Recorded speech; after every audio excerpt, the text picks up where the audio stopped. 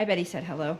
Right. He's here, trust me. Hello. Okay, there you are. Oh, thank you. Okay. Well, you are here today for the online Safety for Youth, what parents, schools, and communities need to know. And we're grateful that INSWA, Indiana School Social Work Association, is sponsoring us. So we appreciate them. Make sure if you want CEUs that you sign in. We appreciate the community coming in for us. And there are restrooms to the right, right? Is that right, Nick? Are they to the right as far as that goes? To your right. To your right, yes, okay. So if you need to go to the restroom, okay, if you're on Zoom, you can go ahead and go already as far as you don't need directions here in person.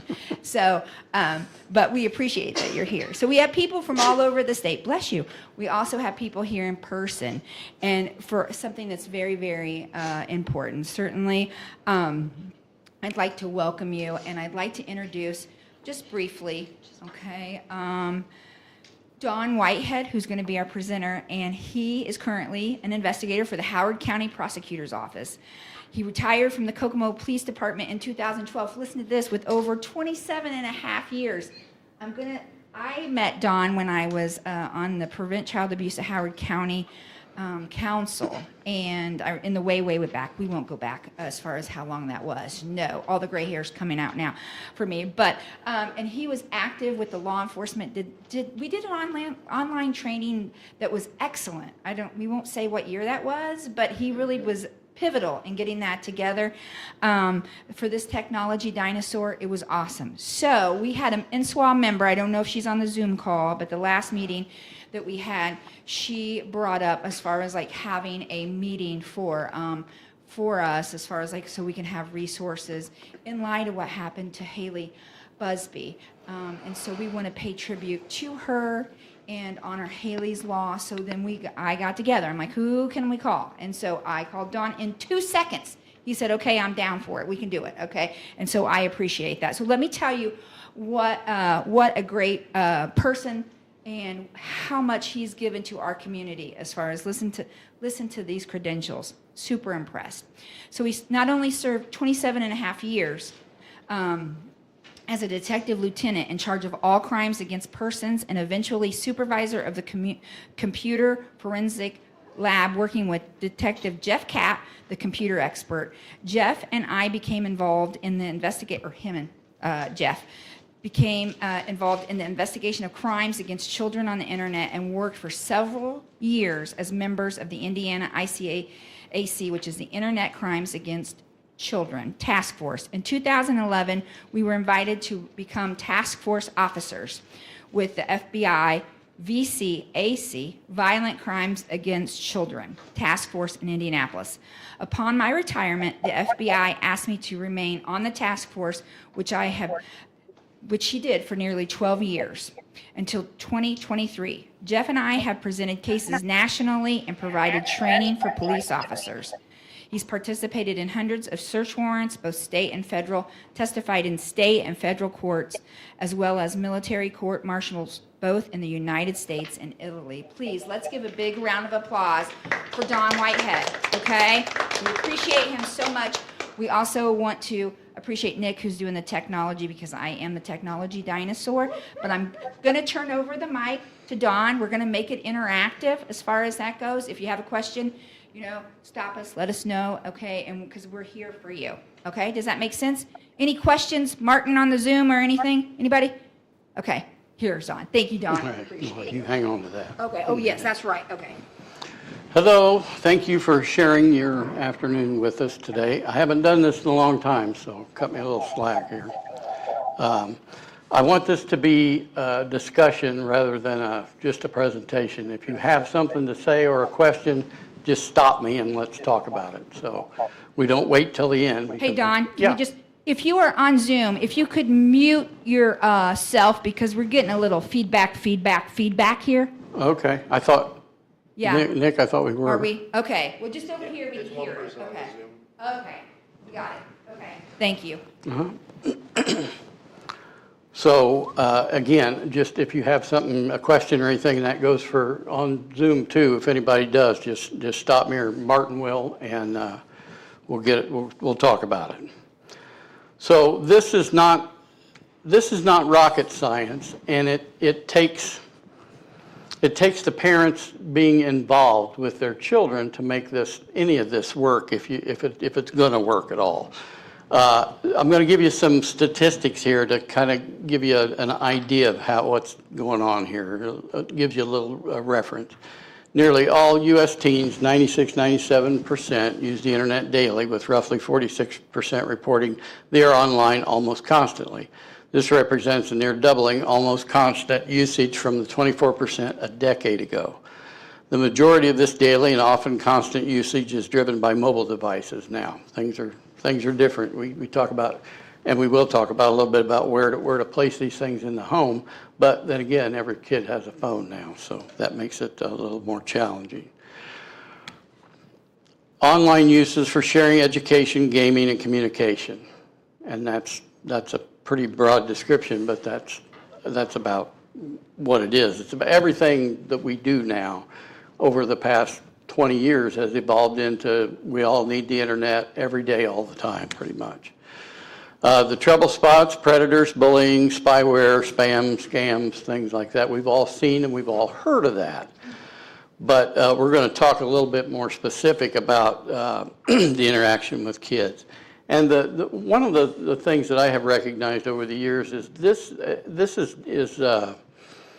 it's daunting for parents and it is for kids, but this is the only thing in raising your kids that I can think of ever since the beginning of time that when we get involved with it, our kids know more about it than we do. Now, and that's the truth. The kids know, and there's nothing else that I can think of that we have to teach our kids. We teach them what we learned, what we know, the difference between right and wrong, and those sorts of things, the basics of existence on Earth and being a nice person, and all that stuff, because we've already done it. We've already lived it. We've come through it, and we have something to say about it. Now, when we start talking to our kids about this, they know more about it than we do. So that's how we start off at a disadvantage. But that doesn't mean that it still doesn't work. Hey. So how big of a problem is child sexual exploitation? The answer is the prevalence is more than 1 in 4 women and more than 1 in 6 men have experienced technology facilitated sexual violence in their lifetime. And that's low. I mean, I think it's more than that. Childhood exposure, approximately 15.6% of children experience online sexual abuse, with 11% experiencing image-based sexual abuse and 7.2% experiencing non-consensual sexting. Online harassment, 58% of girls and young women experience some form of online harassment. AI exploitation, that's something that's kind of new. Up to 95% of online deepfakes are non-consensual pornography, with 99% of those targeted being women. Most targeted, young women, 18 to 24, 27% more likely to be victims of cyber abuse compared to men. Only 20% of sexual violent cases online and offline are reported to law enforcement. And this becomes more important as we go through this, because you're going to find out that it's less and less. The more serious it is, the less it's reported to the authorities. Teenage girls are the most frequent victims of sexual assault. 30% of teen girls polled said they've been sexually harassed in a chat room. 7% told their parents. Meeting a teen girl online is I don't know what. How do we do this, Nick? You should just play it. It's not. We didn't send the audio up, did we?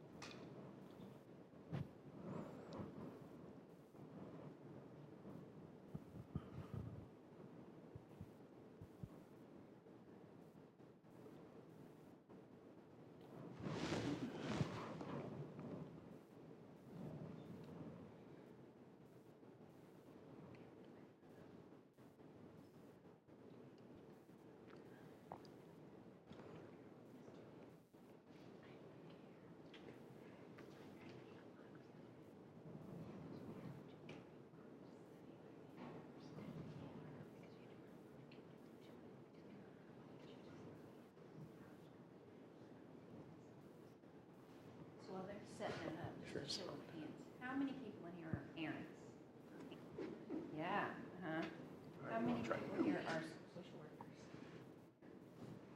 Community members? CPS workers? We're glad. Meeting a teen girl online is actually pretty easy. You can go into any chat room and just start talking. Most of the girls are usually so insecure and desperate for Attention from older guys is totally flattering. They're so much more mature and understanding than the guys my age. Age actually works to my advantage. They like to brag to their friends that they're dating an older guy, so I just play along and pretend I'm really interested. Interested in the same things I am. You can talk forever and really get to know someone without worrying about looks or whatever. That's the best thing about Chatting seems unthreatening to them, so they lower their guard. After a while, I start talking about how we're soulmates and how lucky we are to have found each other. Other people don't understand. I know what I'm doing. If you really care about each other, there's nothing wrong with me. Meeting them is the goal. Once I get them out of their house, well, that's when things get really interesting. A little creepy, huh? 12% of sexual solicitations are reported to parents. 7% of online sexual solicitations are reported to the police.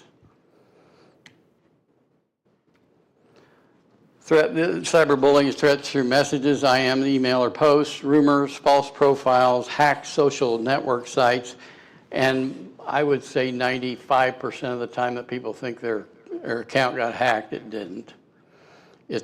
Somebody knows their password. It's an ex-boyfriend, girlfriend, wife, husband. It's somebody that knows it or figured it out. So there's not that much of the hacking that goes along. 90% of teens have been harassed, threatened, or bullied online. What you can do, you can ignore it, you can log off, you can block them, change your information, contact your internet service provider, which probably won't do much, or report it to the police or the school or the internet service provider. I used to have, and I haven't been in this position for a while, so I don't get it as much, but I'd have adults call me and they'd say my Facebook got hacked, or so-and-so's posting this or that about me, or lying, or they said, what do I do? I said, well, shut off your Facebook. Oh, no, I can't do that. I said, well, then put up with it, because there's nothing else that we're going to do about it. We're not going to send out for 10 subpoenas and try to crack that, or track somebody down to find out who's calling you bad names on the internet, or telling lies about you. It's ridiculous. We all got a million things to do, and you have to decide, where to stop that. And you have to take some responsibility yourself too for that kind of stuff. And is Facebook really that important? I mean, I know we've taken it over, and the kids don't have it anymore. That we've all us old folks have taken over Facebook. Okay, social networking sites: Facebook, Twitter, Instagram, Snapchat, BeReal, TikTok, Roblox. Those are all, and there's a million, zillion more. And every time I used to do this, I would find out of 10 more and 10 more and 10 more. And I would go to those and I would search for people from around here, from Kokomo or that sort, and I'd always find people. So again, everybody knows about it but us. And the kids find out about that sooner. And we'll talk about this a little bit more, but I want to talk about it a little bit now too, is there's a lot of parents are under the false impression that there are safe sites for their kids, little kids especially, and there are not. If a 3-year-old can set up an account in a whatever it is, some kind of game or kid thing that's for them and says how safe it is, they tell you how safe it is, too, by the way. And their kid sets up an account and you let them in there. If somebody that wants to be around kids or contact kids, you think they can do it too? All you have to do is say how old you are. It doesn't make any difference how old you really are. It's how old you say you are. So there are things put in place that are supposed to be safeguards for these and to protect kids and all that stuff. But there's no way to police that either. So when you set up an account, or when your kid, teenager, at a certain age set up, they can say however old they want to say.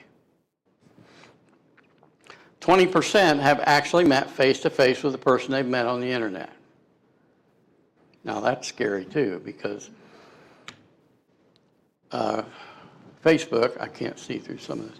Facebook established in 2004. There are over 2.9 billion users as of 2022. And now, as of early 2025, there are 3.7 billion. So you see where that's going. It's not getting smaller. It's not even leveling off. The United States is number 2 behind India, who has the most. Now, a little bit about India and some of those countries well, I've got to be careful about this. It is frowned upon for men to talk to women in a certain way. So they get online and they chat with American women.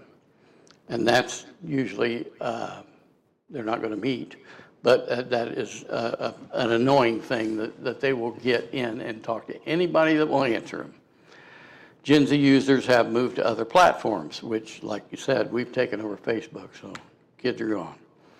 100 million, this is Twitter, 100 million members in 2011, 500 million in 2012, that's a year later. It went down a little bit in 2022, and now there's over 611 million as of late 2025. So Ron, again, Twitter's also X, right? Is that the same yes, thing when somebody yeah, talks about X? That's Okay. right. I didn't even change that. I don't like it. It made me mad when they changed it.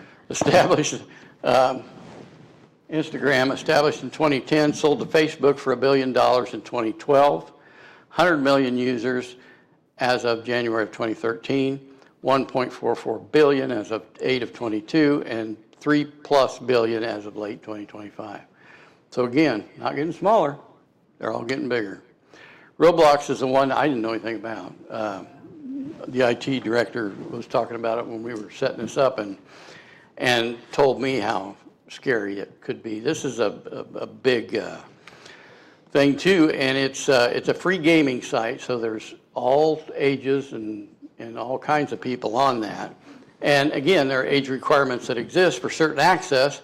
But again, you can say however old you want to be to get, and if you want to get in a certain thing, you're going to say you're old enough to get in there. So there's really not much point in that. But the point in saying that is that parents need to understand how some of this stuff works or how it doesn't work, and that there aren't safe places for anybody to go. If somebody wants to be around a kid, they're going to figure out how to go be a kid. That's why you see scoutmasters getting arrested, and things like that, because they're doing things, teachers, coaches, and all kinds of people that get arrested because they do things that puts them around kids.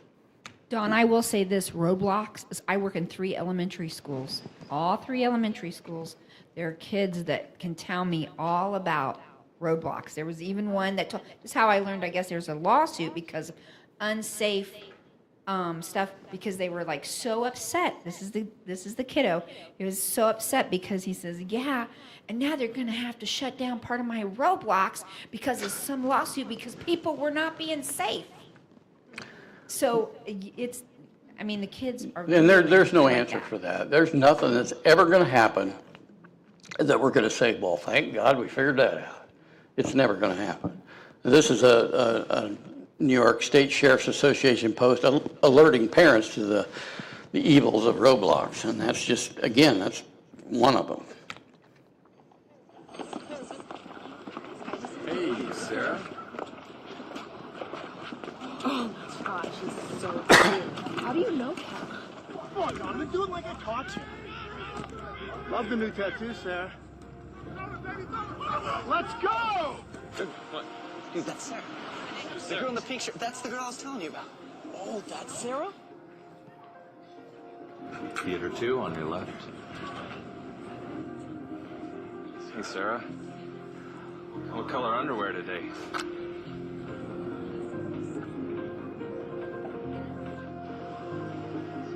Hey, Sarah. So when you want to post something new? Anything you post online, anyone can see.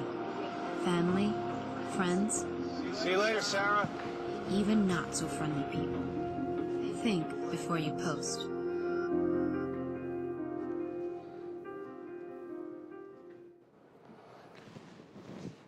Internet chatting, that's something that's it's changed. It's evolved a lot. When I used to do it, I was on a Yahoo chat, and that was, you could do that by areas, by states, so that I could just talk to people that I thought would be close enough that might travel, and did, and posed as a 15-year-old girl. And I would sign on to that chat room, and I would say nothing. And I didn't have a suggestive screen name or anything like that. It was just a girl's name and some numbers and that sort of thing. So people immediately would reach out. They would ask, and I did this for a community presentation for some software that was going to be developed around here. And I had my daughter, at the time she was, I don't know, 15 maybe. I had her in the meeting, and I had her online on one computer, and then I had another computer with the software on it that did do some good stuff at the time. But she would sign on. I created a fake profile, and she sat in a Yahoo chat room and didn't say anything, and it was about 2 seconds, and people were hitting her up, and they were asking ASL, ASL, ASL. And I said, does anybody know what that means? 11-year-old girl answered, or raised her hand and said, yeah, it means what's your age, sex, and location. Now that. I didn't need to say anything else. That kind of made my point times 10, that's who knew what that meant, and nobody else did. Or nobody raised their hand, and no adults did. So some of this has been removed, and there used to be more about how you step by step, in about 45 minutes, you could find out all the information, a lot of information about who you're chatting with, about the child. And if you look through that, I won't go through it, but there's a lot of information that can be gained just by having a short conversation with somebody that's not thinking about it, or not educated enough to understand that somebody's, gleaning information from them to find out where they live, and after that can usually drive right to their house almost. And in some cases, definitely can.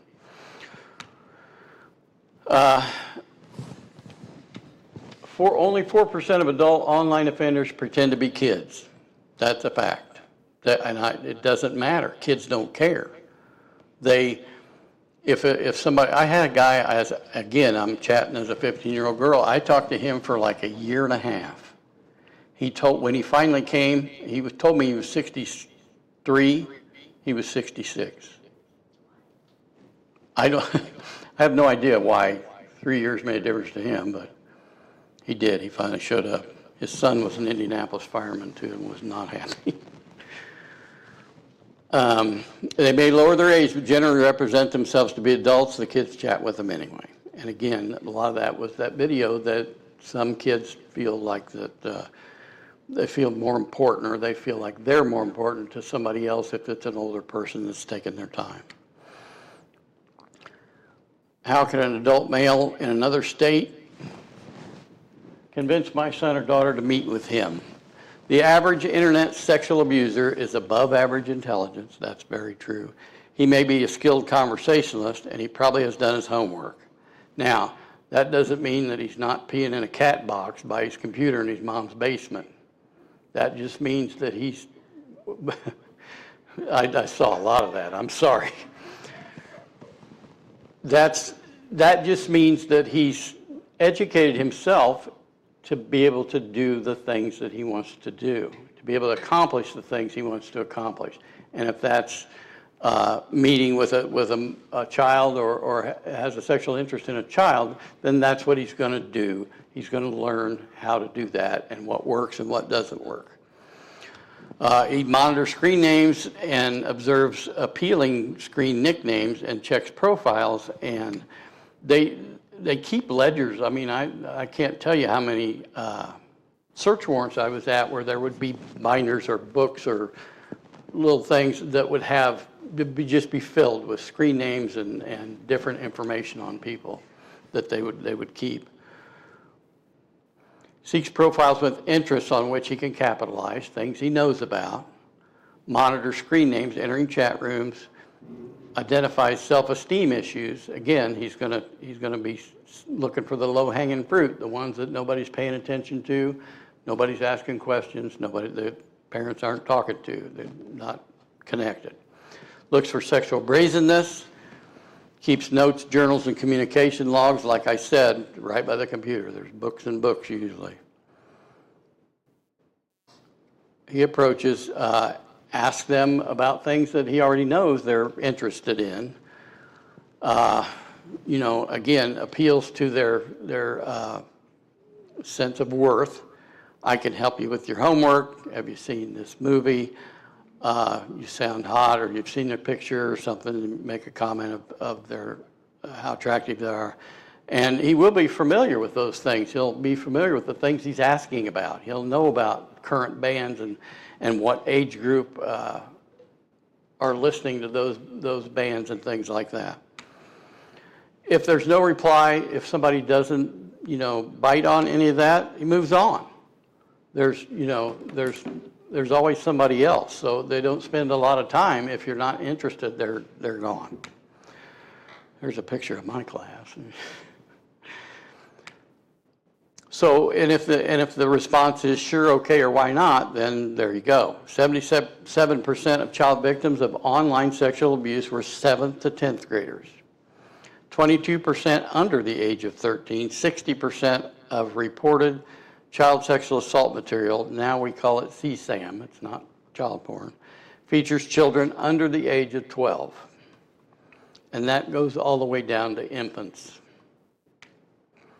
Engage the victim in conversations about their interests. Maybe the first time an adult has shown what seems to be true excitement about the interests of a child, whatever that is that they're into. They're listening, they're encouraging them, and they're talking to them, and that may be something that they're not getting.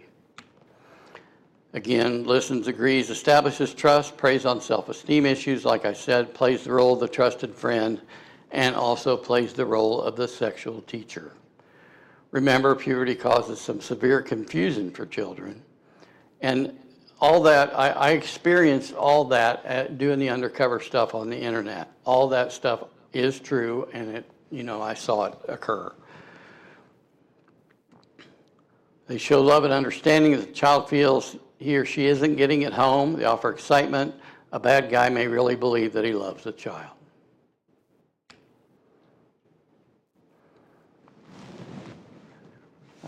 My child can identify a dangerous person.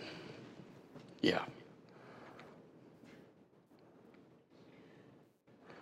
89% of internet-related sex crimes against children, the offender or victim has traveled less than 50 miles to meet. What can I do to be less of a target? We also had them travel a lot farther than that. It would surprise you. We used to do stings in Indianapolis, and they would set up, they would chat for weeks and set these up where they would have these people travel to Indianapolis. And they would come from other states and all over the place, and people will fly. They will send kids tickets to take off and fly, and anything that you can imagine. One kid was going to walk from, I forget somewhere how long it was going to take him, days to walk or ride a bicycle or something. I don't know. You can sanitize emails and chat profiles. Don't put your birthday. Don't use words and phrases like flirt, I like older men, or virgin. Be vague in location, like Southwest, rather than 415 Silver Avenue in Albuquerque, New Mexico. These are things that kids don't think of necessarily, and adults don't either sometimes, little things that you can do to make things a little bit easier for yourself or harder for them. Popularity of elementary, middle, and high school websites. Many contain photographs of students, and I think that's a lot better than it used to be. I think school, Cynthia, is that a topic that of concern that they don't do anymore? And that used to be, pictures were all over the place, and names, and then and that's when you had to go to school where you lived in a district, so. Learn if your child's school has a website and express your opinion to school officials if they're doing something with it you don't think they should. The right of people to be secure in this is the Fourth Amendment. Secure in their persons against unreasonable search and seizure shall not be violated. No warrant shall be issued, but upon probable cause, support, or by oath or affirmation, particularly describing the place to be searched and the person's things to be seized. So here's the parenting Constitution, reach, protect your kids. That's it. That's what you do. Internet history records can be deleted after every visit. Various settings on how long internet history will remain on file.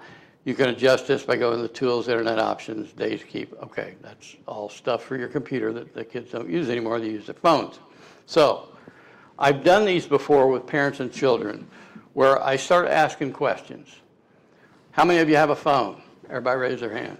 How many of you pay your bill? These are all the kids. The hands don't go up then, maybe one. So you don't have a phone. You have a phone somebody lets you use, your parents let you use. Where you live. You know, do you think your room is yours and you should be able to have privacy in that room? Oh, yeah. Well, you don't have a room. You have a place that your parents let you sleep. You don't own anything. So that kind of sets the stage, and then they start getting mad at each other. And so then I start asking the parents, how many of you look at your kids' phones? And they go, and the kids are pulling their arms down. How many of you think you should be able to do that, or you should be doing it regularly? And, you know, again, I have the hesitation, and the kids start getting mad, and they're, you know, giving them the eye and all that stuff. And then I start saying, you have a responsibility to do that all the time. And the room, toss that every chance you get too, because that's yours. That's your room, it's not theirs. They don't have any privacy, and that's for their own safety. It's not to be mean. It can be fun sometimes. It's not designed to be mean or to take something away from them. It's designed to keep them alive, because sometimes that makes the difference if you pick up a phone and look. So you need to not only understand how the phone works, but understand what it does, how you can look at things. And there's still, when you do all that and know everything there is to know, they're still going to know more than you do about that phone. And they're still going to know how to hide stuff on the phone. It's still going to, so just know that. It's going to happen. But you still have to do everything you can and be aggressive about that. Again, if there is a chat program, you activate, make them activate the chat log, check the log. Again, that doesn't really apply. There isn't too much of that left. Anyway. Text will be held on your computer for a limited time and on your phones. That's usually gone. There's ways to keep it. There's ways to retrieve it. Forensically, the police can do sometimes. Depends on the phone. 95% of parents don't recognize the lingo kids use to know that their parents are watching. The POS, parent over show, most of these are antique anyway, but that too, yeah. Some of these acronyms have double meanings, like the FBI, they have different meanings for every one they have. Yeah.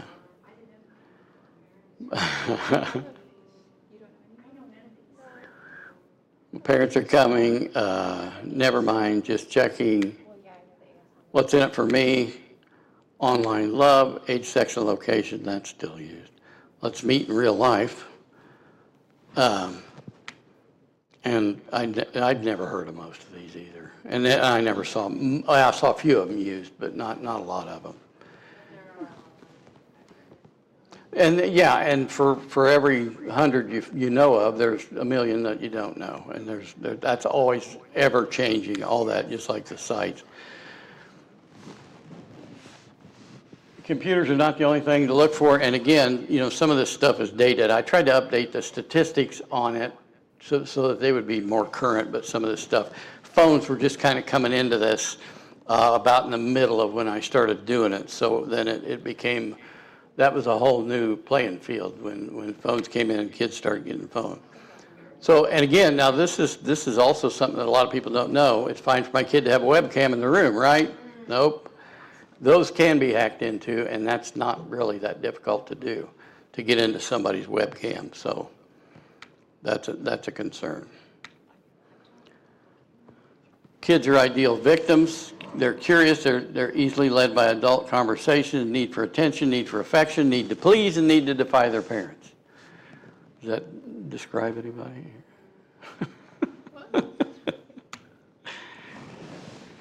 What are the signs that your child may be at risk online? Your child spends a large amount of time online, especially at night. Again, everybody's on all the time now, so that's kind of grayed out. You find pornography on your child's computer, that would be a good indicator. Your child receives phone calls from people you don't know or makes calls to unknown numbers. Child receives mail, gifts, or packages from someone you don't know. That does happen.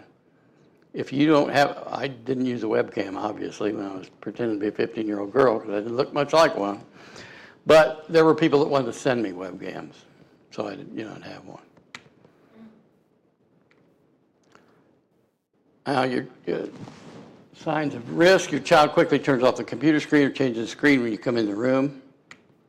Your child becomes withdrawn from the family. Your child using an online account that belongs to someone else. And here's another thing. If there's parents that think, again, they're on top of things. I'm on my kids' Facebook. I'm friends with them. I see what they do. I see what they post. And my answer to that's always, what about the other 10 accounts they have? Oh, didn't think of that. So there's always, again, they're always going to be one step ahead. Talk openly with your child about online dangers. Review your child's computer, like I said, everything you can. Use caller ID, monitor access to the internet, chat rooms, instant messengers, whatever you can. Talk to your child about sexual victimization and the potential for online danger. Spend time with your children online. Keep the computer in a common room in your house, not the child's bedroom. Again, now we're on phones and everything else, so that's really hard to do. But it may become necessary where they don't leave the main part of the house with their phone. Utilize passwords, parental controls, and filtering software as provided to you, your ISP and browser. And again, I always use this example is that kids get iPads at school now. The school puts this great software on there that keeps them from doing anything that they're not supposed to do. Is there I'll ask you girls, do you know how to get around? Does everybody know how to get around that the first day of school? They do. I don't know. I don't know what they use now, but they've always, of course, that always is evolving and getting better. But the kids, again, in a day or two, they all know and they all tell each other, or they all fix their computers so they can get to whatever they want to get to. I'd say not just high school. My elementary students get around it. I'm sure. I didn't know what it was at first. I was inspecting my son's school device and maybe his phone. I don't know. He's been now, but it said something about land school killer. I'm like, oh my gosh, is my son obsessed with, shooting up a school or something? And all it was, he was doing something wrong. But he was trying to get around the internet protections on his school device. And the point of that, the school are doing their part by putting software on there. The point is that the kids, again, know more than we do, and they're going to be able to get around that. It's just going to happen. And, we'll talk about this as it comes up, minimizing the dangers. Here, I got it. There you go. What's ISSP or ISP? Internet service provider, like Comcast or whoever you have. See, we can learn from each other. That's right. That's why I want you to ask questions. You'd have forgot that by the end. You can access your child's online account and randomly check their email and browser history. And that's something you should do. They should know that that's coming. And it's amazing they don't care. They're still going to do what they do. Teach your child the responsible use of online resources. Determine what computer safeguards are utilized by your child's school, library, and the homes of your child's friends, because they're going to be doing it there too. And if they don't have an account, their friend does, and they're going to use their friend's account. Understand that if your child is a willing participant in any form of sexual exploitation, he or she is never at fault. And that's the biggest reason why they don't tell their parents, or this is not reported to the police. They think they're going to get in trouble. And they're not. And no matter what we tell them, it doesn't matter, most of the time. Instruct your children to never arrange a face-to-face meeting with someone they meet online. Never send pictures of themselves online to people they do not personally know. Never give out identifying information online. Never respond to messages that are suggestive, obscene, belligerent, or harassing. And know this, when you do all that, they're going to do it anyway. It's going to happen. If your child receives child pornography, if your child receives sexually explicit images from someone who knows that your child is under the 18 years of age, this is when to contact the FBI or police. If your child's been sexually solicited by someone who knows that your child is under 18, remember to preserve the evidence. Don't copy or print. Don't do anything. If you see that, you absolutely don't touch, don't turn off, don't do anything. You just contact law enforcement and they will tell you what to do or what they're going to do from there. They'll probably come and pick it up and do it a certain way so that it doesn't leave a footprint from them or from you. 81% of parents of online youth say that kids aren't careful enough when giving out information of themselves online. 48% of 16 to 17-year-olds report that their parents know very little or nothing about their online activities. Anybody disagree with that? 76% of parents don't have rules about what their kids can do on the computer because they don't know. 65% of parents believe that kids do things online they wouldn't want their parents to know about. Well, if it's only 65%, then there's some dumber ones out there. 9 out of 10 will never know that any appropriate contact has occurred. Nearly 3/4, 73% of online teens believe that someone their age is most likely to be approached by someone unknown to them online as opposed to offline. When asked how they responded the last time they were contacted by a complete stranger, only 3% of online teens said they told an adult or an authority figure. So, no, but we're not talking about it. They're not talking about it. We don't. So how are we going to find out? We either got to talk to them or look at their stuff, because otherwise we're not going to find out. Most kids will not report inappropriate internet contact with their parents because they are afraid of losing their internet privileges or other privileges. 71% have reported receiving messages from someone they don't know. 45% have been asked for personal information from people they do not know. 12 rules. Do not make the mistake of using the computer as a babysitter. Now, now I'm talking more of little kids now, littler kids, not teenagers. We're talking about little kids because a big of a pain in the neck they can be, asking you 5,000 questions and all that kind of stuff. If you hand them an iPad, they shut up. And they play with that for hours and hours and hours and hours and hours, and they don't bother you. So that becomes and it's dangerous. It's not a good thing. Never allow children or teenagers to have unsupervised internet access. Keep the computer in a public area. Again, that's kind of gone by the wayside because our computers are in our hands now, or in our pocket. Never in the child's bedroom. Make it a habit to observe them periodically without warning so they have no expectation of privacy. Make use of the internet in a group or family activity which all members of the house can participate. Now, doesn't that sound fun, girl? You're going to go home and do that tonight, aren't you? Learn the services provided by your internet service provider, AOL, Comcast, or online service provider, Yahoo or Hotmail, so that you can know how it works. Determine whether the system allows you to block your child from accessing certain areas, such as chat rooms, news groups, and take advantage of those type of services, but don't rely on them because they're going to figure out how to get around them in about 5 minutes.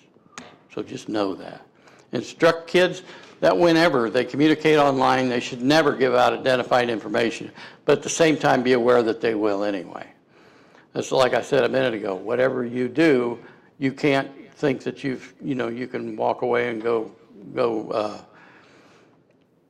feel good about everything with your kid and the internet. You've taken care of it all because you haven't.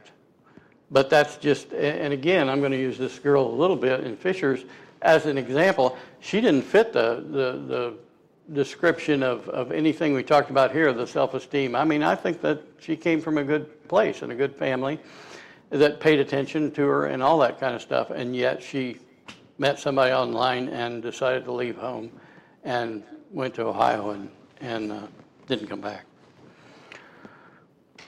But at the same time, like I said, be aware that they will anyway. The pictures, the phone numbers, the addresses, last names, social security numbers, names of the school they attend. They will give it all out. Remind children that whatever they're told online may not be true. And we need to know that. We need to think about that. A person who states that they're a 14-year-old girl may in fact be a 50-year-old man. And that's true, because I did that. Never respond to messages or bulletin board postings that are suggestive, obscene, belligerent, or harassing. Children should never upload pictures of themselves to people they do not personally know. They could be sending it to a predator. It could be recycled or posted on the web.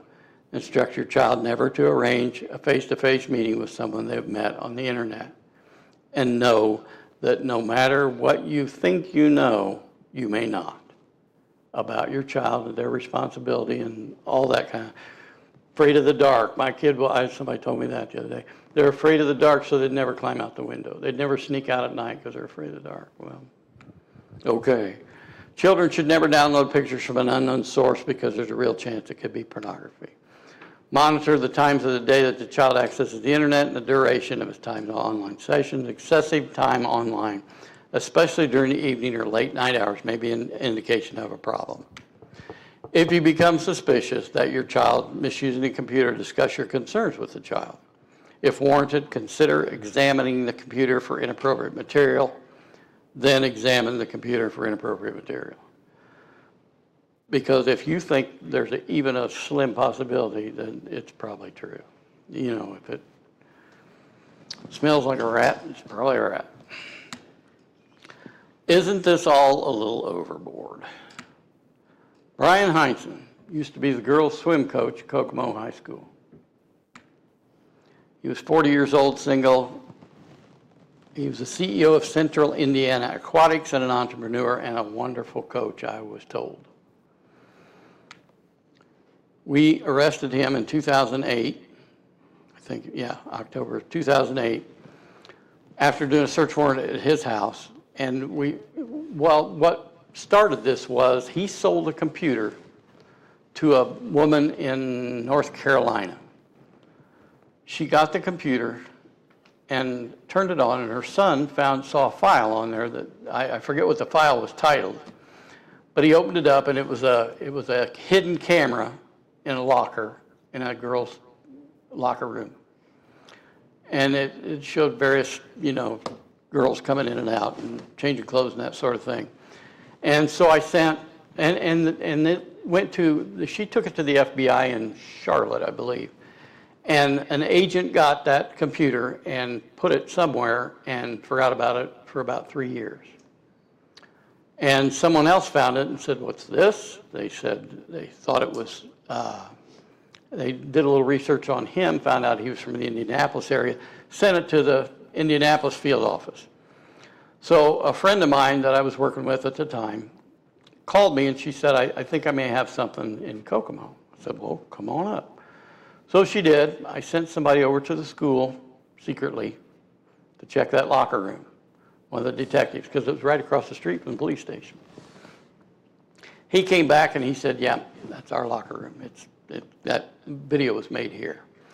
That turned into a case where he had been doing that for almost 10 years. There was so much of a length of time that this was going on that these girls were hard to identify because we were thinking it was 2 or 3 different girls when it was the same one over a 10-year period. So they changed quite a bit.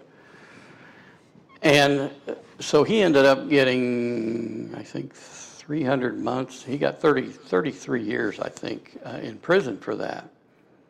And here's some of the girls I think are. Was it discovered that he did other things? I'll get to that in just a little bit here. Yeah, there was a collateral investigation from that. There's some of the girls, a couple of the girls are on here. It's a wave of nervousness and excitement at the same time. And it's great because even though swimming is an individual sport, you're so close with your teammates that we all just cheer each other on. And you can see your teammates at the end of the lane cheering for you. And she was one of the victims. Down that swimming pool. So it's fun. It's a great mix of individual and team sport. There's nothing like the moment before you step on the blocks. She was one of the victims too, and she almost went to the Olympics. You just take off and leave it all in the pool. For club swimming, even when I was 11 years old, we would train 3 hours a day, Monday through Saturday, and we'd have 1 day off a week. And then every 2 weeks, we would have a swim meet downtown where we would swim Friday, Saturday, and Sunday all day. Swimming was our life. Brian was the owner of the club team I swam for, and I began swimming with him when I was about 12 years old, up until I was 17. And during my practices, it was just Brian. So from the time maybe 3 o'clock after school until practice was over, Brian was the only coach there. He was a very good coach as far as making swimmers faster, and so that was one of the main reasons why I ended up training with him. Former Kokomo High School swimming coach faces federal charges tonight. Police arrested Brian Henson after they say they found child porn on a computer he had sold. Brian Henson now faces charges of producing child pornography. The former swim coach at Kokomo High School will plead guilty to child porn charges. He had been arrested, and we knew that I might have been one of the ones that was taped, but we didn't know how far back it had gone. My mom received a call from the police department, and she had to go identify me in a still frame photo from one of the videos. He pled guilty and was sentenced in October of 2008 to 400 months in federal prison.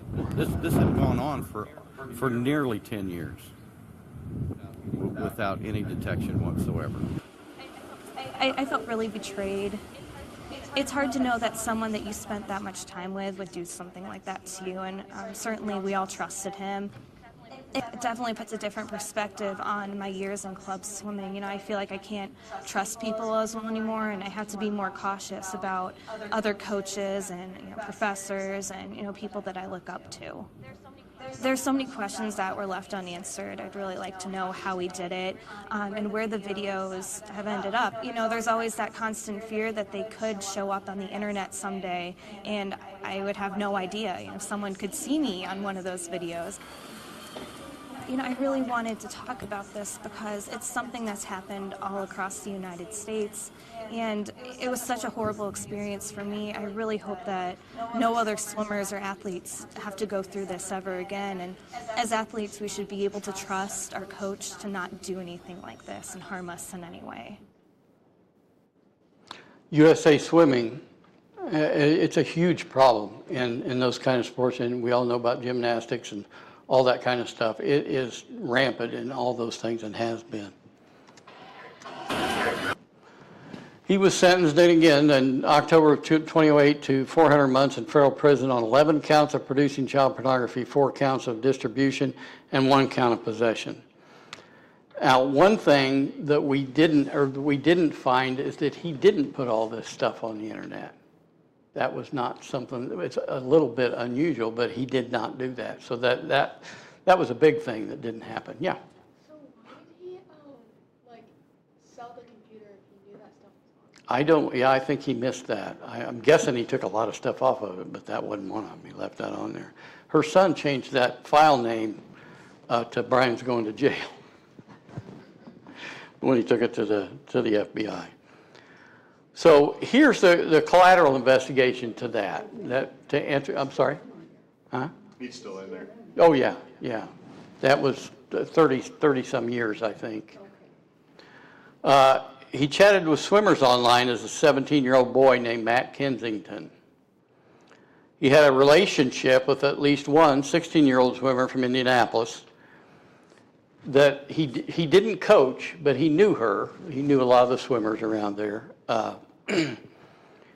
And when we interviewed her, I learned something because she was talking about that she dated this Matt Kensington. I thought, well, how the hell do you date Matt Kensington?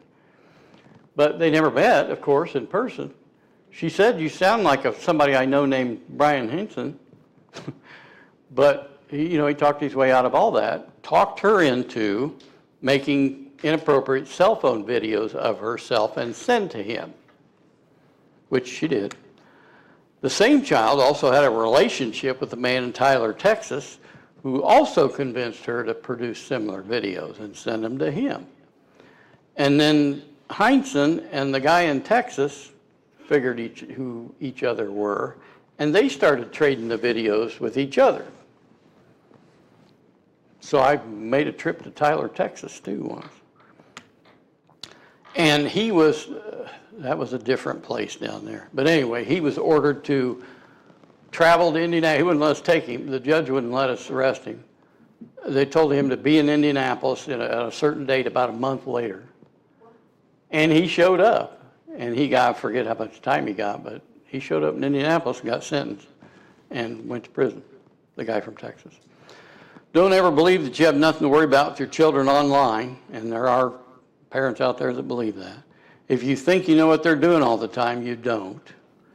Good kids make bad decisions sometimes. That's how they learn to make better ones, if they can live through the bad ones. Engage with them often. It's amazing what they'll tell you if you just ask. Anything your child has or has access to, you have the responsibility to know what they contain. And again, that you know, you're going to have to take the time to do the right thing, and even doing that doesn't take care of everything. There's no right answer to this.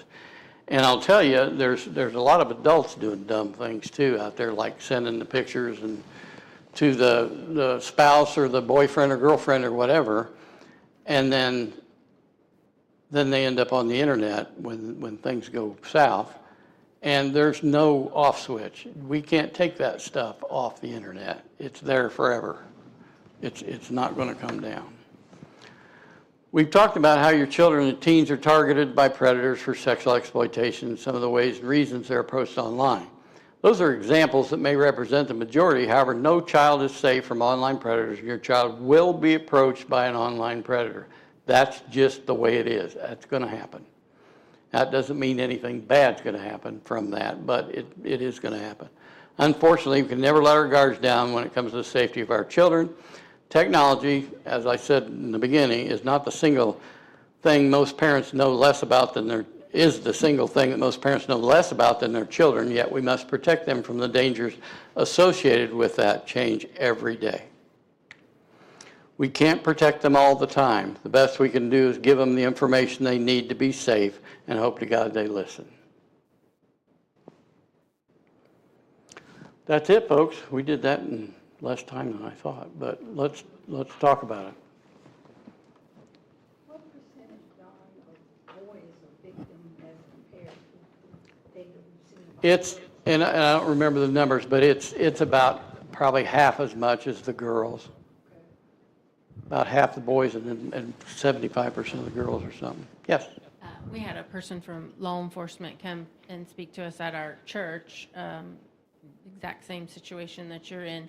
And he said that the boys are actually more likely to take pictures of their parts. They're just less concerned about sharing those things. That is true. And but then he said what they do is the predators then blackmail the boys and say, now send me a picture of your sister. And there's all different ways of sextortion. I was involved. They're afraid they're going to get in trouble for what they sent.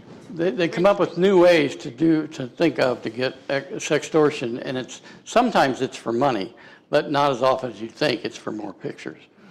And there's a million ways they did it. There was one of the first big cases. It was the biggest one in the country at the time that I was in on down in, I forget where it was at, Brazil, I think, or something, Indiana, southern Indiana. And it was a guy that, oh my God, he had tons and tons of victims.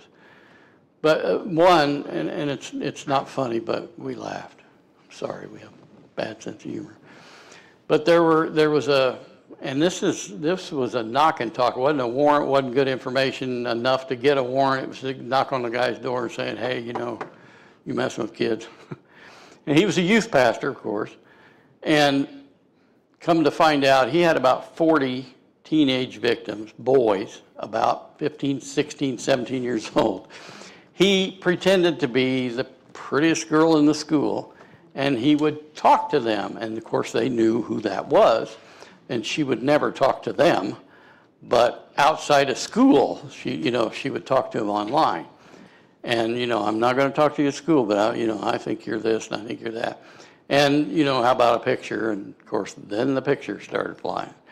So I me and another agent, and it took us a while. We had to go contact like 40 of these boys and let them know that that wasn't the pretty girl in school that they were sending their pictures to. It was their youth pastor. And most of them, and what you said, that they're easier to send pictures, most of them laughed. Most of them thought it was funny because they got duped. And they had an attitude, a good attitude about it. I don't know. But that's just one example of that. If it's too good to be true, it's probably too good to be true. My middle daughter, when she was a sophomore, got in trouble with a friend at school, and they both got expelled. And so she was at home with me for an entire semester. We did a lot of talking, and she got in trouble, and so it turned out to be a good thing that then she started talking, and I knew something was going on because she was silent with me in the car for a half an hour on the way to and from school every day. So I knew something was wrong, but I couldn't get it out of her. Well, she ended up getting in trouble in school, and anyway, she started telling me more about this girl that she got in trouble with, and that girl was sending nude photos. This girl appeared much more mature than what she really was, age-wise, and so she lied, made an account for, I don't remember what the site's called, there's a blue million of them, I'm sure, where she would sell pictures of herself, and my daughter ended up telling me, that girl was doing that. Of course, my first question was, she taking pictures of you, did she? She said no, but I'll never know, Most of this stuff most of the porn, the child porn, the whatever everybody's seeking, is not about money. There's very few things that I was ever involved in that had anything to do with money, buying or selling or anything. Now, there was dummies that would use their credit card to buy child porn and things like that, so it made it a lot easier for us, We get your mailbox when we get the IP address, but if your name's on the mailbox, that helps. Yeah. So about the girl in Fisher, was there ever a report of her being abused at home? I don't think so. Or something going on at school that made her As far as I know, she did not fit the mold for any of this stuff. Like I say, anybody's, can be a victim. What I've heard from just the media outlet, so it could be, what I think happened is she talked about how she'd like to go places, how we all like to, experience and travel as, humans do. And this guy was a groomer as far as he was a predator. So this predator, like Dawn talked about, as far as he knew what to say to her. Okay, well, let's go somewhere, this place is really cool, as far as that. So I think he was a predator, knew what to say to engage in what she needed, because my understanding of what she wanted, what she thought she wanted, was she wanted to travel. She'd been talking to her friends about wanting to, go travel and see some other places. My understanding, again, I'm not privy, I don't know as far as that goes, just what I read through the media, and that predator honed in on that, like they do that all the time as far as that goes. When they're they know what to say, they're oh, yeah, I want to travel too, yeah, let's do that. So she thought she was going on a little thing. He probably told her stuff don't worry, I'm not a predator. Right. They know exactly what they're talking about. And then I have 2 more questions. Sure. So, how old was she and him?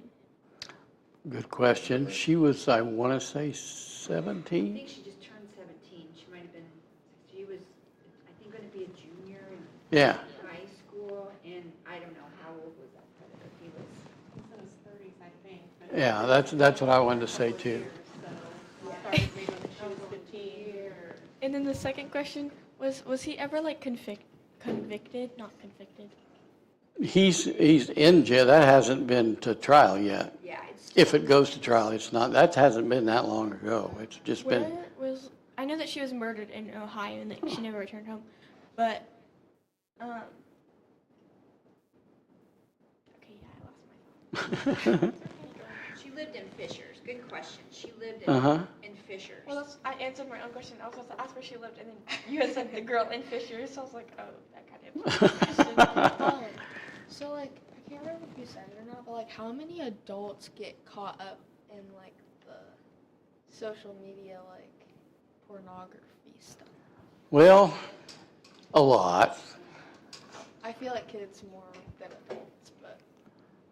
No, well, I'll put it this way: if I went to a search warrant, and whatever computer I got, however I got it, if there was no pornography on it when I started looking at it, I would know something happened where they had a chance to take it off. It's just everybody has some, is what it seems like. Now, I didn't go to everybody's house. I went to their house for a reason, so it was. I was just going to ask you too. Had you ever thought you had a predator or somebody talking to you that you shouldn't have been?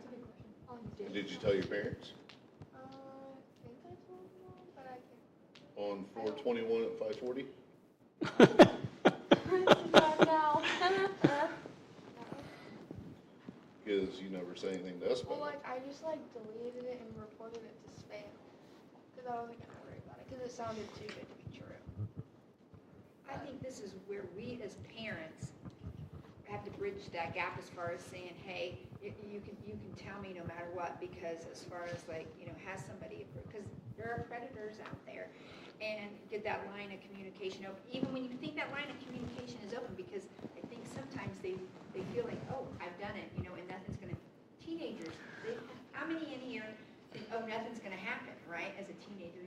Well, that too. They view this as less than what we view this as. It scares crap out of us when you find that out. But this illustrates my point.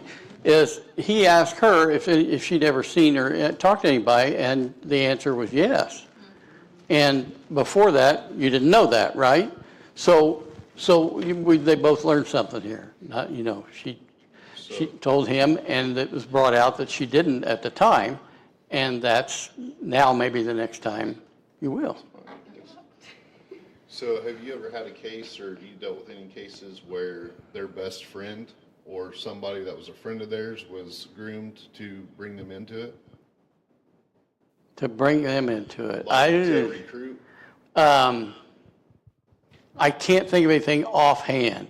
But that does happen. I mean, that's in a bigger organization. A lot of these people, most of these people, I'll say, when I say these people, I mean the predators, they don't talk to others about it. If they do it anonymously or with a screen name where they'll trade images and things like that and stories back and forth, but they don't know each other. Now, I did work on it. No, I meant like another kid. Right. No, I know what you mean, but I guess my point was I was trying to get to was that they're alone. They're alone in the world. It's the worst thing that they've never said out loud till I show up. We show up, and 20 of us may go in the house with guns, and I mean and they'll sit down and tell me what the worst thing that they've ever. They've worried their whole life about whoever coming through the door, someday it's going to happen. And they'll tell me about it. It just all comes out. What's like the main like lead reason why like the predator, like from like your experience, like what was the main reason why they did it? It's, my opinion is that it's a choice whether you act on it. You can't, I think it's a wiring issue, those who are sexually attracted to children. Just like those who are sexually attracted to the opposite sex, the same sex, or any of that, I think is a wiring issue. I think that's what you're dealt, and you can't help that. But when it comes to children, you can choose because you know it's wrong.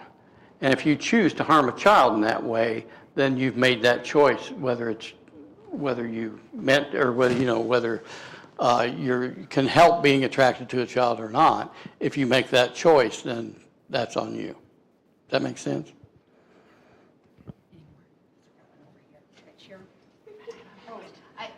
I was just thinking that with, and I'm a school social worker at a middle school, how many times that kiddos look because they're curious, and you have right at your fingertips online if you're curious about anything sexually. And you can don't find it. You don't feel the danger when you're No, sitting at home you with do your not. family or all And over the place. And I had a situation where a student came in and had revealed to me that their parent caught their search history. They had been looking at things online, and she was very relieved that she was caught, because then the discussion that should have happened prior to that happened, and Mom said, "You could have asked me those questions. We could have set."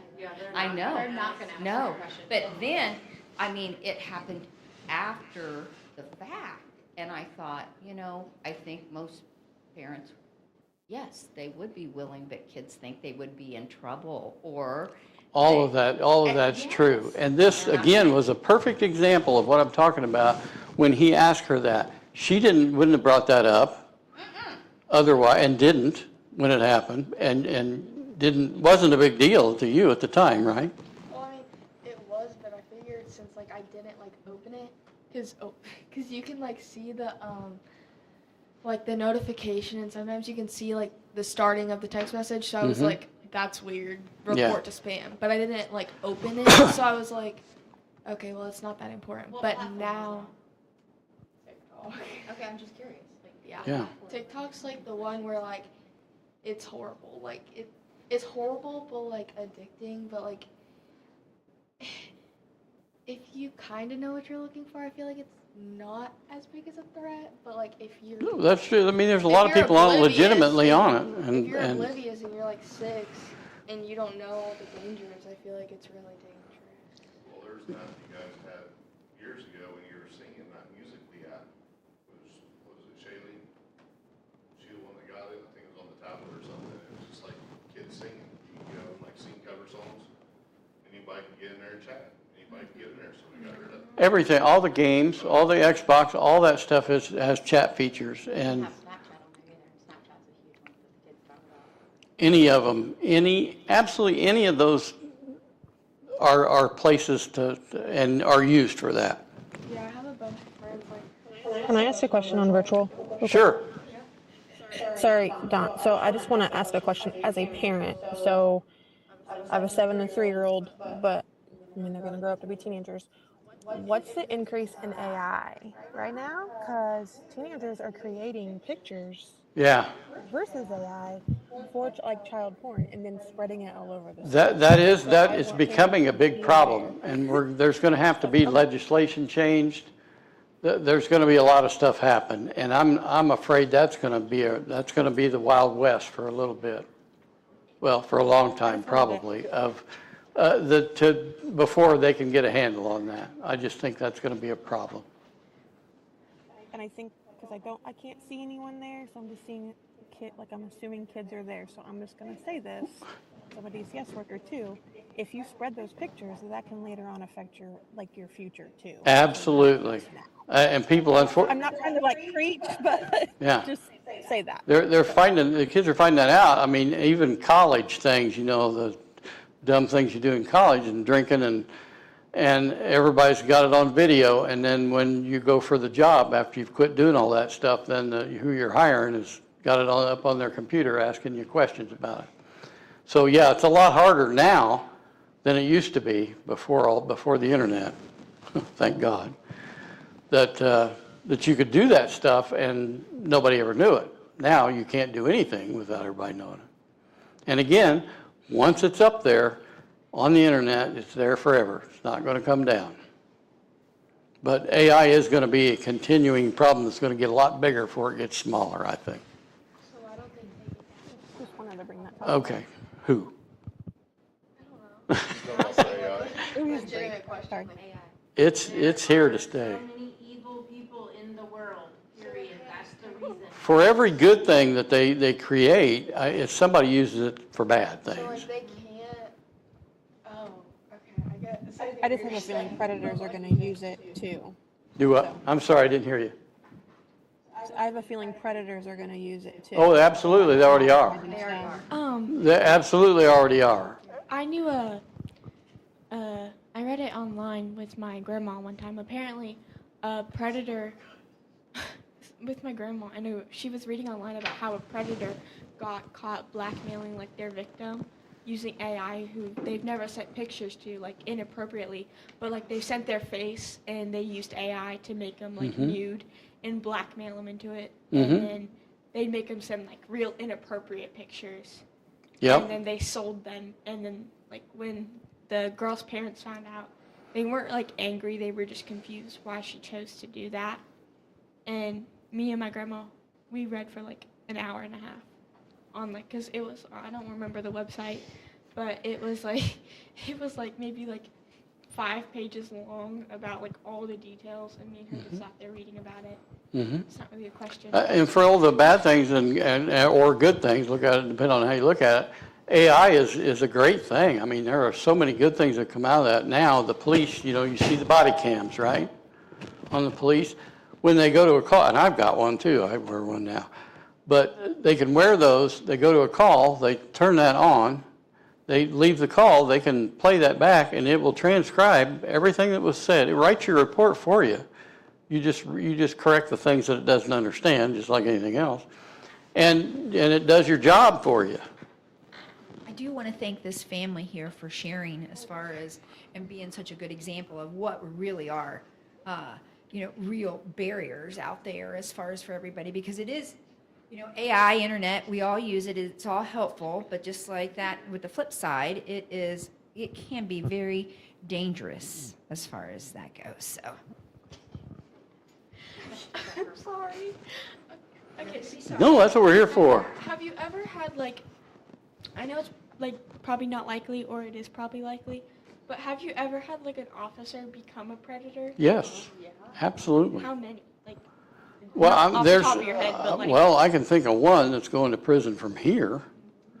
That was one of the new ones they hired. Raised it, lower that bar, because nobody wants to work anymore. So they hired, and he was from somewhere else, from another country. But yeah, he victimized a 14-year-old girl several times on duty. I mean, that was, yeah. My daughter's basketball coach from 2 years ago is going through the legal process right now.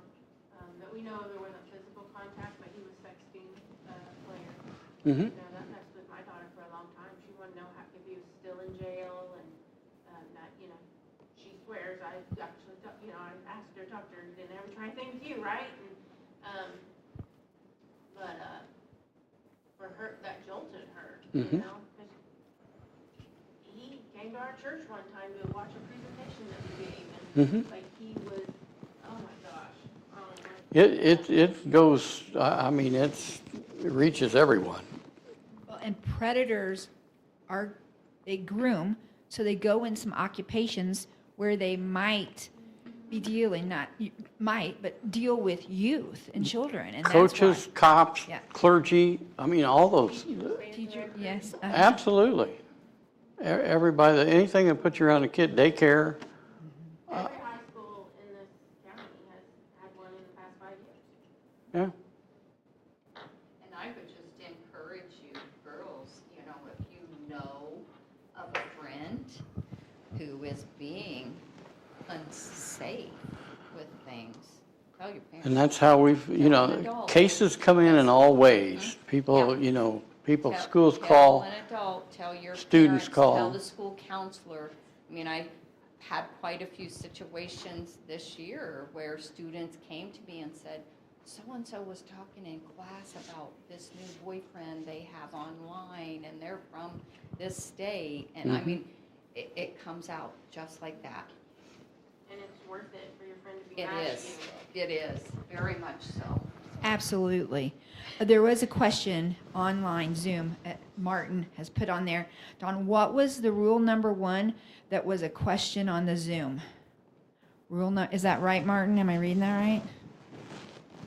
Yeah, it was Brianna. Yes, it was Brianna that she had sent it, and I noticed it, and I was trying to be patient and get in while people were talking, but Okay. I just kind of had to let her know. She just had to come off mute. So, Is there any other on the Zoom right now that would like to ask a question? They may be. I do know some people have expressed that it's been kind of hard to hear some of the questions that have been asked. Probably because we don't have a microphone close to people. Well, we do now. So I've been trying to put the questions in as I hear them, so that the people on Zoom can know what the question is as well.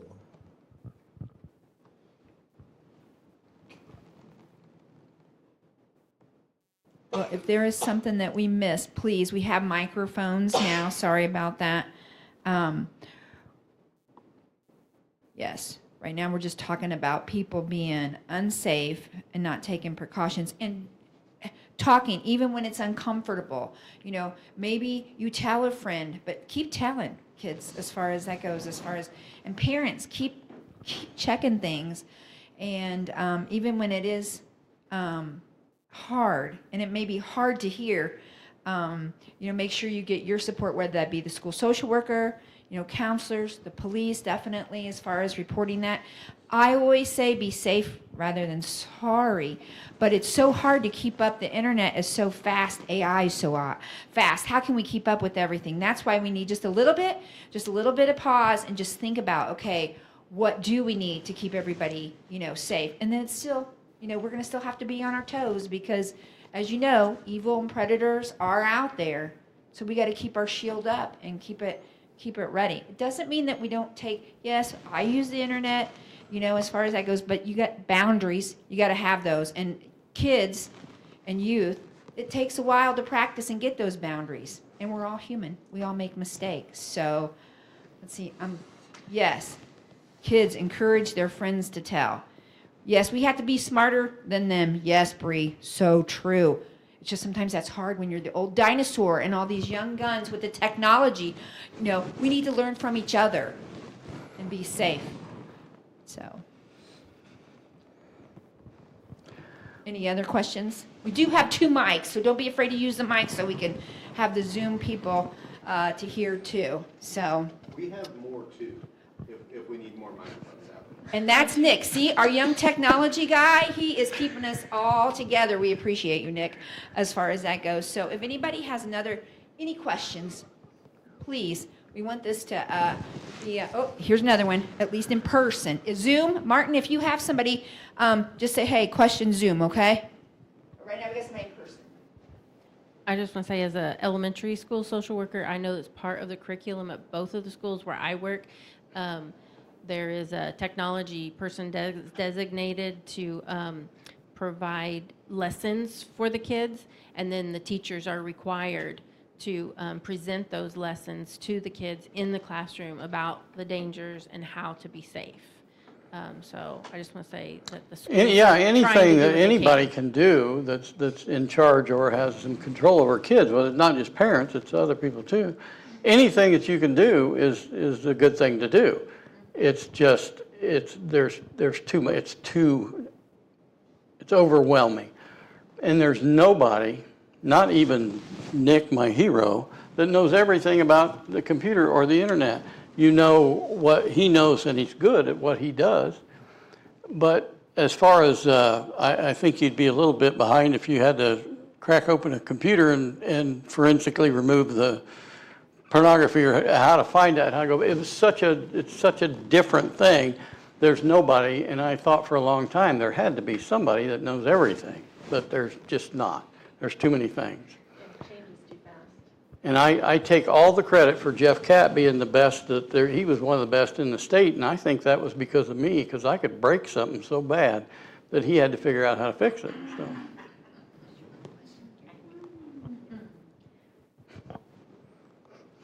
I don't know necessarily have a question. It's more like a statement. I will say as a parent, to share with your kids, and I think this is probably the biggest struggle with children, is that they do get duped, and that anytime it is okay to talk to your parents. And I think they get so frustrated within themselves because a predator is not going to go, hey, I'm a predator immediately. They're going to build up their trust and trust and trust and trust until that one day where they go, haha, today's the day where I'm going to take all that trust away. It's important for the kid immediately to go, oh man, I was duped. This doesn't feel safe anymore. I felt like I had a friendship with that person, and no longer that person is a friend. And now I need to tell somebody. I think it's challenging for them, especially because, I don't know, like I've said, the majority of the adults in here, we have all been in an era where we've been without technology. They've always had technology. So where we have like a reasonable amount of fear. Well, and that's a good point, and that kind of goes with all of it, that they know more than we do, and that's not going to change for a long time. I mean, we still got some years left where, until we have everybody that grew up with computers and cell phones and things like that, until that happens, that's going to balance a little bit, but still it's not going to change that. But I think, again, having that relationship, and again, you know, that was proven today when you ask her, you know, if anybody ever approached her, a lot of kids, they wouldn't know what to do, wouldn't know how to answer that, or wouldn't know to answer it. And so clearly, you all talk more than some do, and you all interact more than some families do. So that's a good thing, and that's the point that I was trying to make in the beginning, is that it's amazing what your child will say if you just ask them, and he proved that today. So that is important, and I think it's important to foster that relationship every day, not just about the internet, but about life. And that's what we should be doing anyway, regardless of the internet or computers or anything else. That's just being a good parent. Well, it goes along too with the sexual And maturity. Brianna put on the Zoom that it also impacts how they approach relationships going forward. Yes, absolutely. I was saying the question, or the statement that she made earlier about children being curious about their bodies and things like that, and that the young lady was almost relieved that she was caught. I think in our parent mind, they're like, they're not ready to have that conversation. They're not ready to have that. About when you think they're about ready, they've been ready for about 8 years before that, to have that conversation. Mm-hmm. I also have it's like a question and a statement, kind of like it's a mix of it, but like the population of trusted adults have like decreased in the school because so many teachers are now being like called like perverted or unsafe. We have this one teacher in our school who he's like he gives off an off vibe, but it's not like that he's like unsafe. He's just, I don't know how to like put it, but like he's a computer science teacher, so he's like I won't say like a nerd for computers, but like I don't mean offense, I'm sorry, but like he loves computers, so he'll talk about it, but like a bunch of other kids don't want to do the coding and stuff, so they'll complain and then call him perverted and be like, oh, he's so like rude on how he teaches. But they'll go talk about this other teacher who doesn't do anything. She just will sit there on her phone and will not teach, and then they get mad when their grade is flunking, but the one class that they hate is excelling, but the one that they love so much is decreasing. Mm-hmm. Well, if somebody, pay attention to your own, what you think or what you see. If somebody doesn't seem right to you, then they're probably not. Now, that doesn't mean they're a criminal. That doesn't mean they're bad, but it might. I mean, you should trust yourself, trust the way you feel. Yeah, that's exactly what my point was going to be. At least I always try, and I work with the littles, so I want them to have 5, but at least 3 people that if they feel unsafe or that they can go talk to. So, and I know Bree made a good point on when I went over there on the Zoom, as far as like, it does impact relationships all the way around. So, you want to have your kiddos, whether they're elementary age, middle school, or high school, people that they feel like, even if those are hard things, like maybe they are scared to talk to their parents about it, okay, you have people at school that you can go to, maybe it's an aunt, or somebody that you trust, and it's okay to have those boundaries. Teachers and other people that you run into, I know supervisors, if we all talk about it, we all have different personalities. You're not going to be like their best buddies, okay?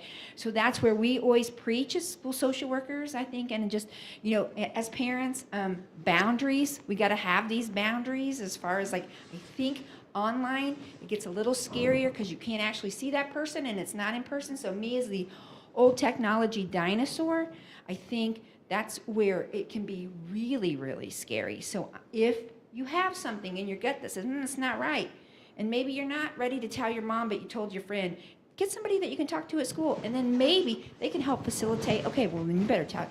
So what do you think? Let's talk to your parents about it. So I think definitely collaborating and working together, but don't be afraid to make sure you have 3. I'm going to challenge everybody in here to have 3 people that they feel like they can go to as far as to talk to when you need to, whether it's something you think somebody is being a perv or predator online, whether you're struggling with something, those big emotions, you're not alone. We're here as far as for you, your parents, even when you think, that maybe can't agree with them. Yes, we're here. Okay? So that's my line as a school social worker, as far as like build those, safe people that you can talk to. Have at least 3 people that you feel safe that you can talk to. Okay? Whether that's something about online or other big feelings. Okay? You have another question? Yeah. Okay. No. So before I forget, I don't know the lady on the end's name, but she made a fair point about the online lessons about cyberbullying and stuff like that. But the one thing that they leave out is the interactive at school, because so many kids get bullied and the teachers will turn a blind face to it unless they're unlike kids. Some teachers, I know of one, I think she's a high school teacher or maybe a middle school teacher, I don't know, but she gives the kids that she likes a better grade.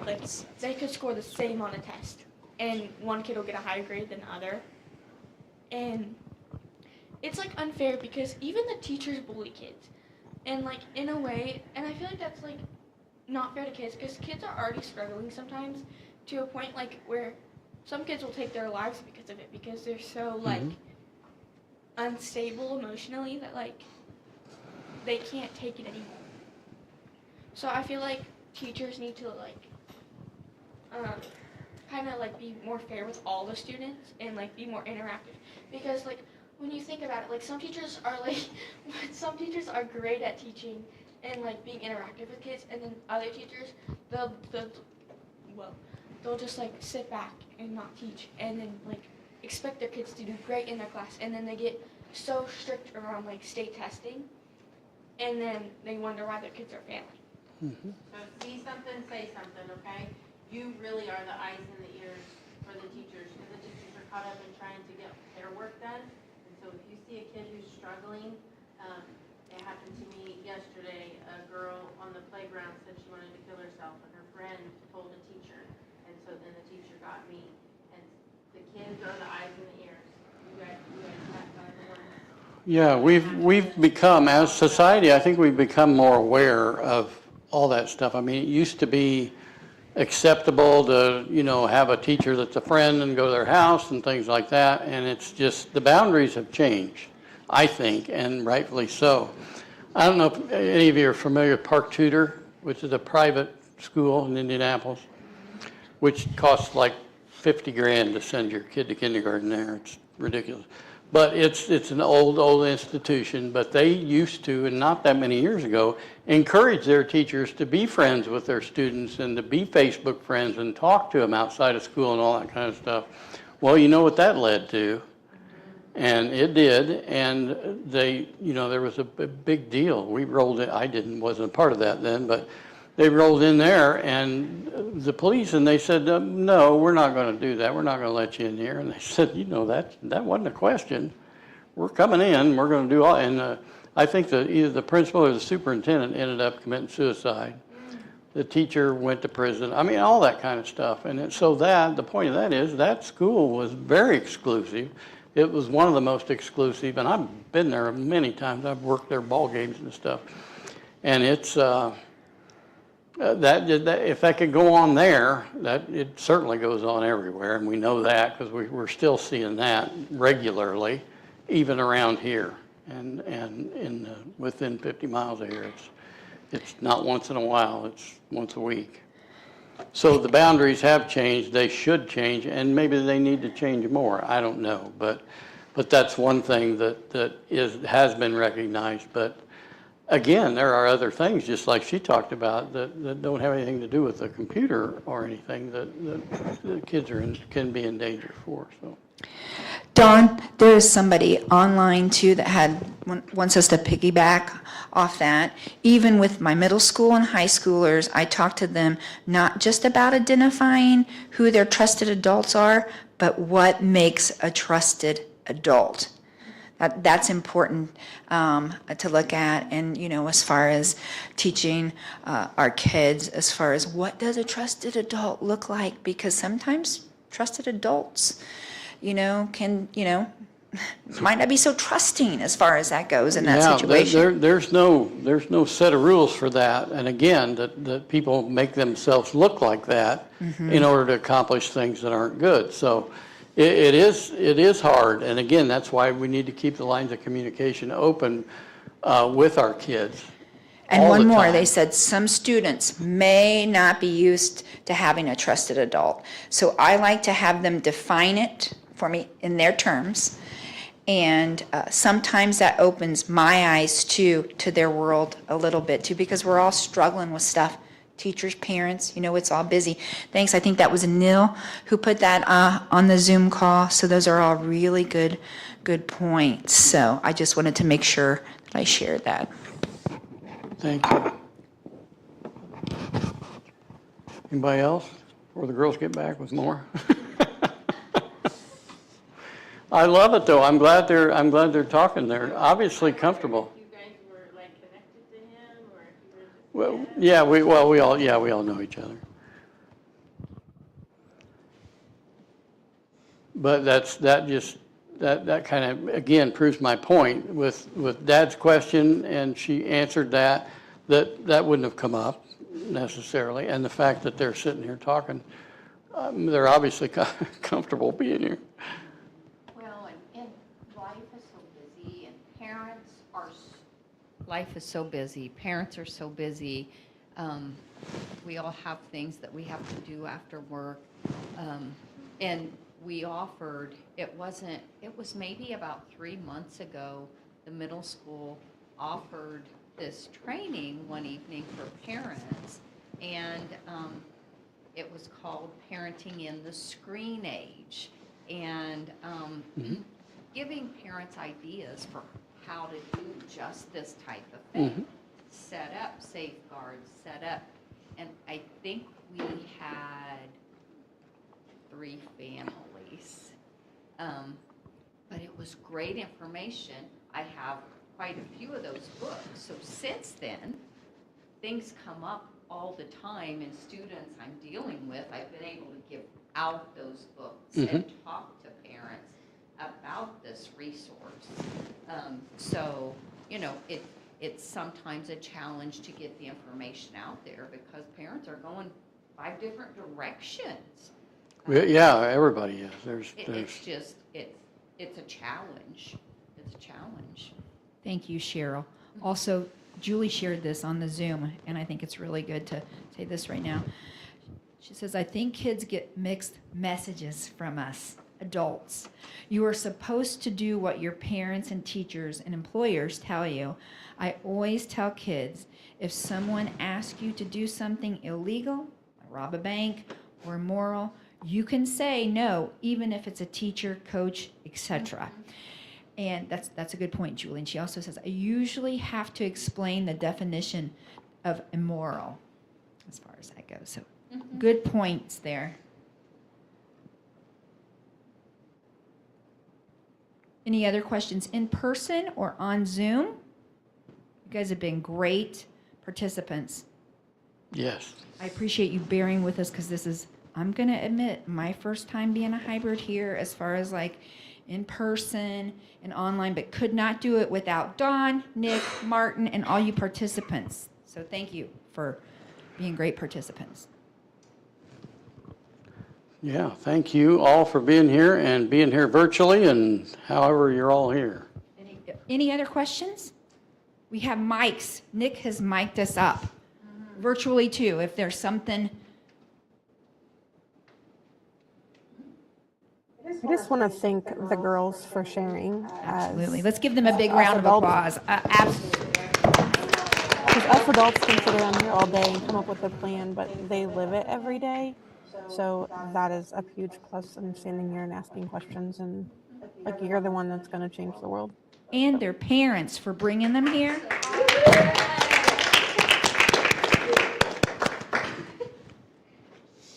Kudos to you. Absolutely. The other thing is, voters, go vote. Because a lot of funding for schools, for community, is being cut. Know where your money's going. You young ones, see what's going on as far as like resources. Resources are so important because everybody's got all these different stressors, pressures on them, no matter what age you are. And a lot of the resources are just getting cut to schools. And schools, you know, you're there for what, 7 hours? We have you just about as long as your parents have you. So we got to work together because we want you here and we need you here. So thank you all for being here and making a difference. Somebody online asked the question, is the slideshow available to download? It will be, I can't give it away because it has the FBI seal on it and that sort of thing, but will that be on the YouTube? Stream to YouTube, so it'll be up on our YouTube. Yeah, it'll be on YouTube, on the Howard County Government channel of YouTube. Dawn, you'll send that to us, Martin, so we can send it to. Well, it's all you do is go to YouTube and the Howard County Government and it'll be on there. Yeah, you see how these people are really. No, I don't even use YouTube. Don't judge me, okay? All right.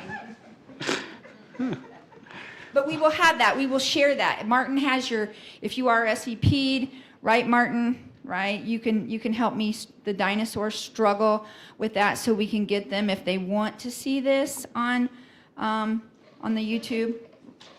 Yeah, I can do that. And then also, I'll go ahead and let everyone know that tomorrow I'll send the email out with the link for you to complete to get your CEUs. Oh, yes. If you are social workers and you're NSWA members and you want CEUs, then yes, you have to fill out the evaluation that Martin will send you. He'll send you a QR code, and if you're not a social worker, you don't have to worry about that. But I am going to plug, since they help sponsor us as far as the here. They have some upcoming trainings for that. I also want to plug the Prevent Child Abuse at Howard County Conference. It's this Thursday, right? Okay, so if you haven't signed up for that, please go ahead. Lots of good resources. But for NSWA, they're going to have their summer speaker series on June 9th. It's youth mental health data and how to incorporate into practice. On June 11th, foster success, supporting older foster youth. And then June 18th is eating disorders, disordered eating, and body image in school setting. So check the NSWA website. If you are in our region and there's a topic you want, I want to thank our members because that's how it came up again. They needed some resources and information, and Martin and I, we explored. And again, let's give Don Whitehead a big round of applause for giving us his time and his expertise. If there's any other questions. And Nick, let's give Nick a big round of applause for technology. I've never seen so many microphones in my life. But on behalf of INSWA, Don, we appreciate you. And I'm going to, Nick, I will get you something too here as far as through Don. But here's our thank you. And I know it's just a small token, but thank you for all that you do for children, for staff, for communities. We can't do it without you. So thank you again. Please give Don a big round of applause. And thank you for wearing your pink. I would like to take a moment as far as like to honor Haley Busby because that is just a tragic situation. So young to lose your life like that. So if we could just take a moment of silence and honor her. And there's Haley's Law. That's why we're all wearing pink. Thank you if you wore pink.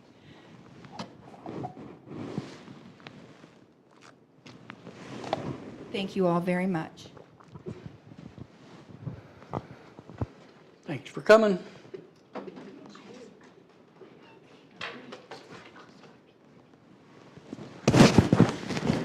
That was a great presentation. Thank you for the kind words. All right, that's all we have, folks. Bye, everyone.